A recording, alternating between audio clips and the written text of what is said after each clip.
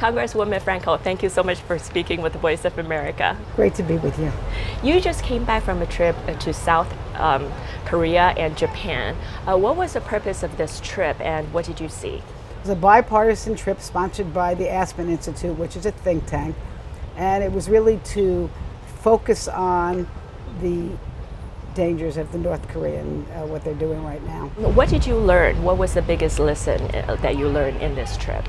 We listened to military personnel, ambassadors, scholars from China, South Korea, United States, Japan. We met with the Prime Minister of Japan, the Defense Minister in South Korea.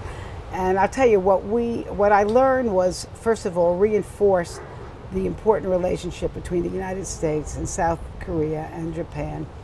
And it also emphasized the fact that a military result is not going to be a good one. The PACOM commander, Admiral Harry Harris, said that it's the worst situation he's ever seen on the Korean Peninsula. Personally, how do you think that the United States should handle this crisis? Well, I have to agree with almost everyone who has said that a preemptive military intervention is the worst of the worst options that we would have. We have thousands of our own military personnel in the area, hundreds of thousands of Americans, and millions of South Koreans especially that would be jeopardized if there was any kind of military action, as would our friends in Japan. And the whole destabilization of that region, which would affect, of course, China and everyone around.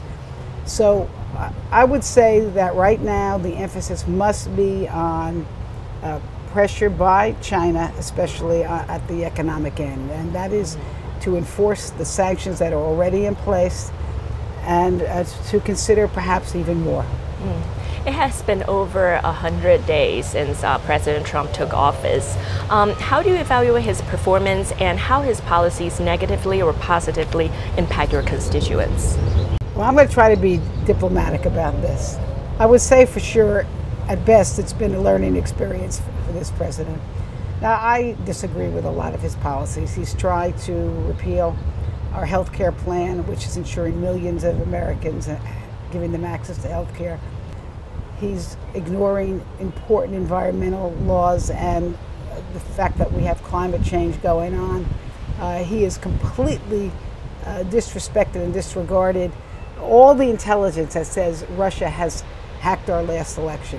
So could I go on and on? Today he called for a good old shutdown of the government sometime in September. Well, my suggestion is he shut down the Twitter account and keep learning. Lastly, is there any message you would like to send to our audience in China? I've been to China.